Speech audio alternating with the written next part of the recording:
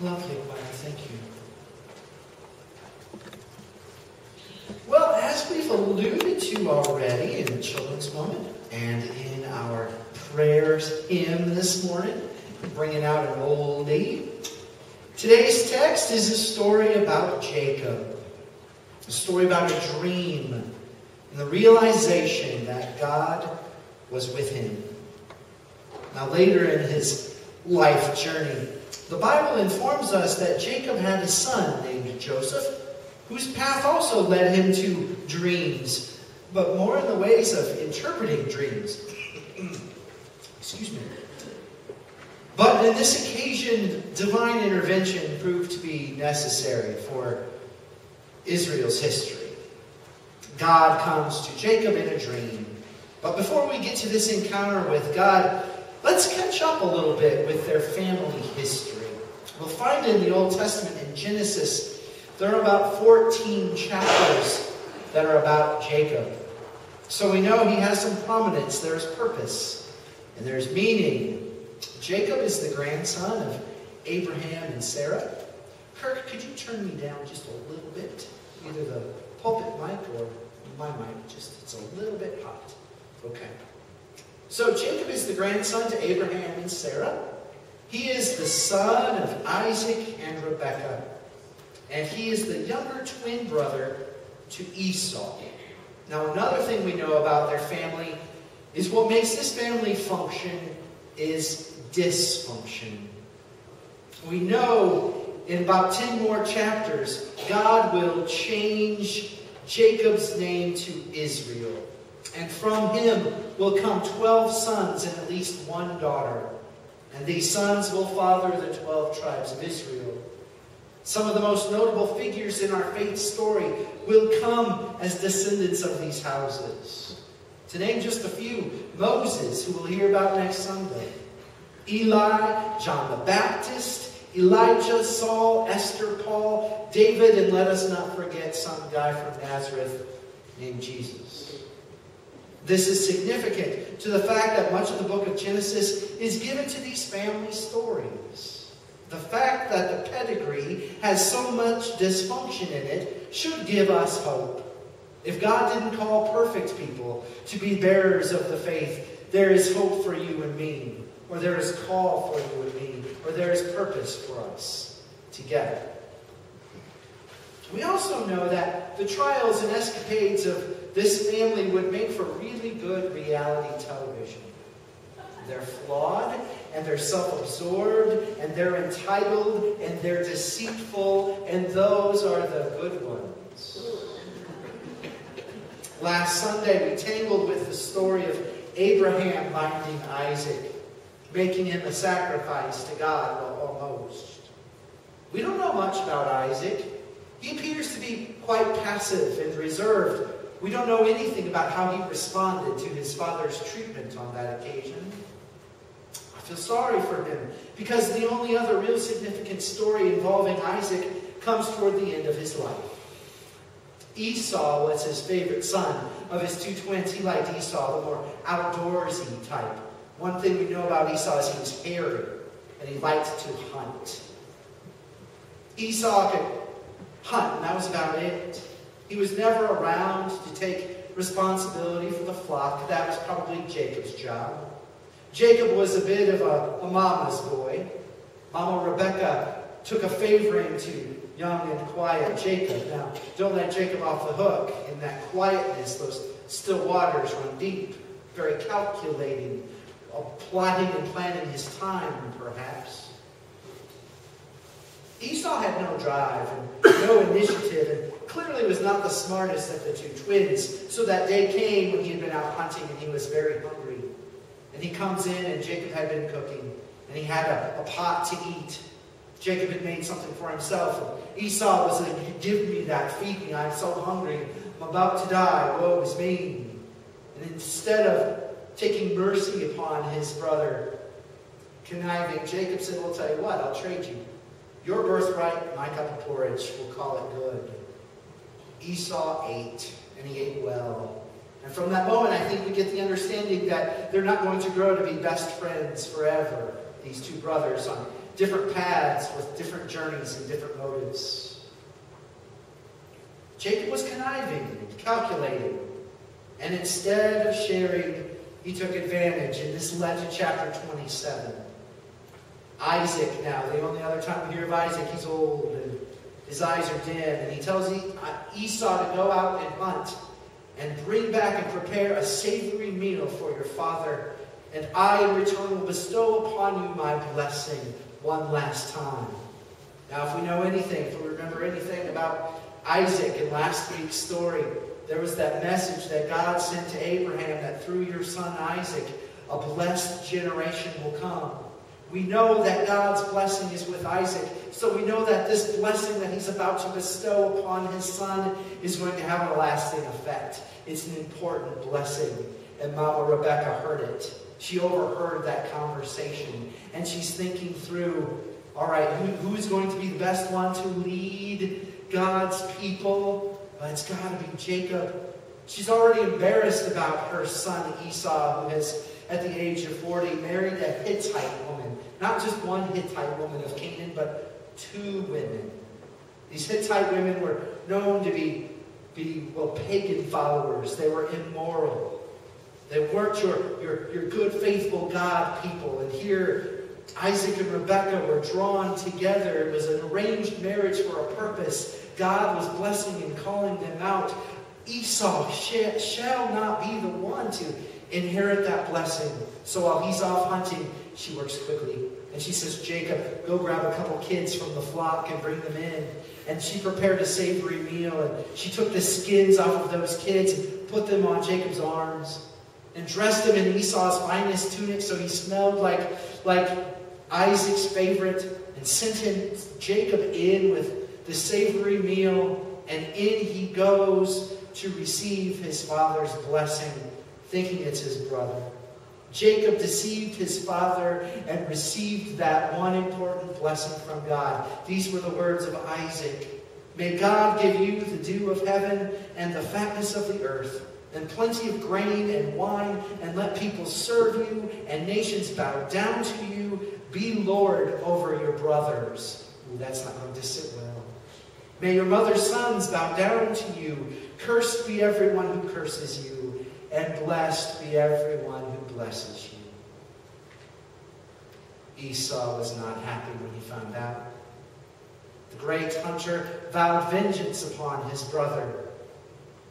Rebekah steps in once more and tells Isaac, I fear for our son Jacob through all of this. I fear that he's going to marry a Hittite woman. Those women scare me.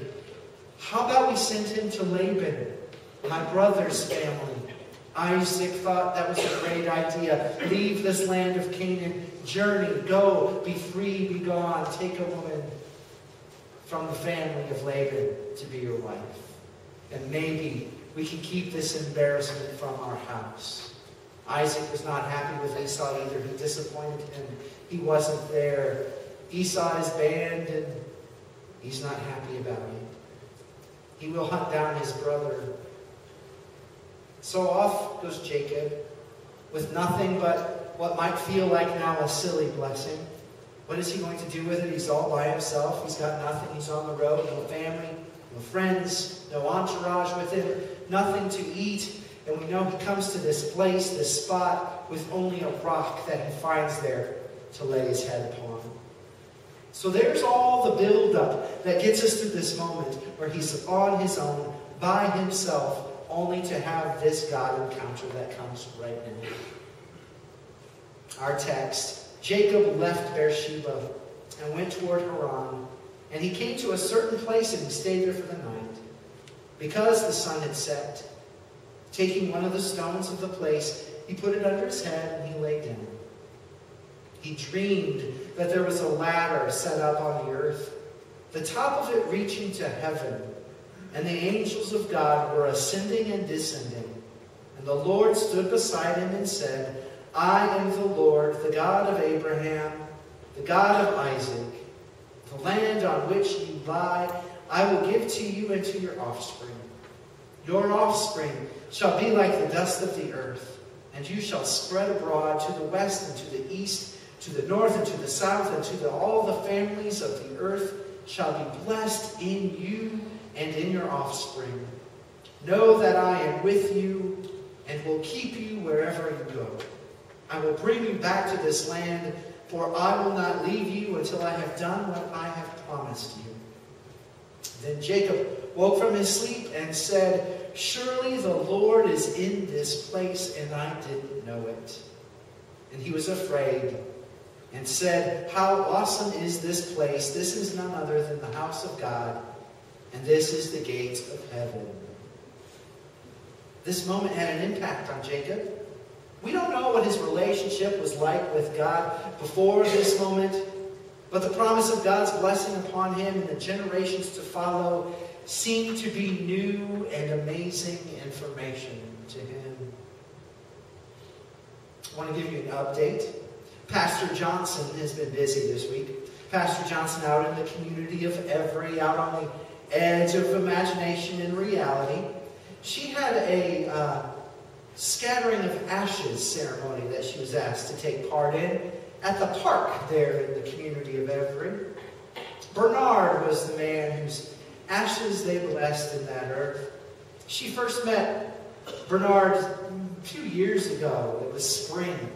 She had been pretty caged after a long winter and wanted to get outside, and so she'd take her computer and go to the park to work on her sermons, to people watch, to be present in the community. And she noticed this gentleman sitting on a bench. Every day she would go there, she would find this man just watching, content, looking around, taking in the surroundings around him. One day she realized, I should probably go say hello. I want to know more about this person. So she walked up to that bench and sat down. And a conversation happened, of course. He was welcoming to have somebody with him. Bernard began to tell a story over time about how his wife, Pearl, and they'd been married for 57 years. Both from the community of Every. He grew up there, met there, and fell in love there. Their first date was at that very park.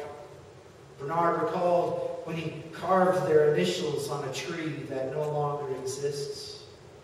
That spot where he now sits on his bench, near that spot was where he proposed marriage to Pearl. It was a beautiful, wonderful place where he really felt comfortable and at home. And oftentimes he would go there and just sit and be. And then he would go to that park and sit on that bench when times got difficult. Through 2 miscarriages, several fights as a couple, and a lost job.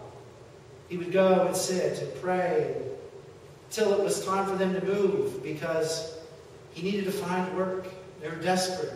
So they had to leave their beloved Every and to leave their family and friends. And in many ways, Bernard, when he left, also left God. But he did well. Got a job with a pipeline and years of moving and traveling from one place to another. He sat there with Pastor Johnson and would tell some of these stories. Stories of how he's not proud of who he had been, the choices he'd made, the way he'd treated his family. He wasn't proud of it. And each time he would tell us another story, he would say to Pastor Johnson, I don't know why I'm telling you this. Confession must be good for the soul.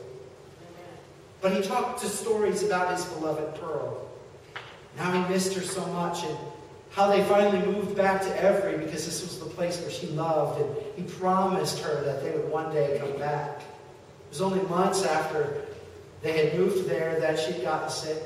So he recalled sitting by her bedside in the hospital, holding her hand. He told Pastor Johnson as he actually sat there and took her hand as though he was back in that hospital room. And he shared those words. He shared, I said, I prayed to God to look after my beloved Pearl. Take care of her, because that is what I have done. And he recalled to Pastor Johnson that Pearl wasn't asleep after all when he told her that prayer. And instead, she said, it is about time that you two finally spoke. She reminded me, Bernard said, that God has always been present with us. She said, God has been with us wherever we have gone, whatever we have been through. We have done it with God right there in the midst of us. And being with you for 57 years, each and every day, I'm reminded that God is present in your presence, my love. Well, the same went for Bernard. He felt the presence of God in his beloved wife. And true, he was reminded that each and every day God was with them. But now he still goes back to the park in order to remember. To remember that God is present in the people. And so he would sit and he would watch the children walk by. And he would be reminded of the love that he had shared with his wife, with his family, and with his loved ones. He'd been reminded that God is and will be present. And so that time came when they made good on his will. And his request was to have his ashes scattered there in his park, at that bench. And the note said, "Find Pastor Johnson, and she'll know where to scatter my ashes."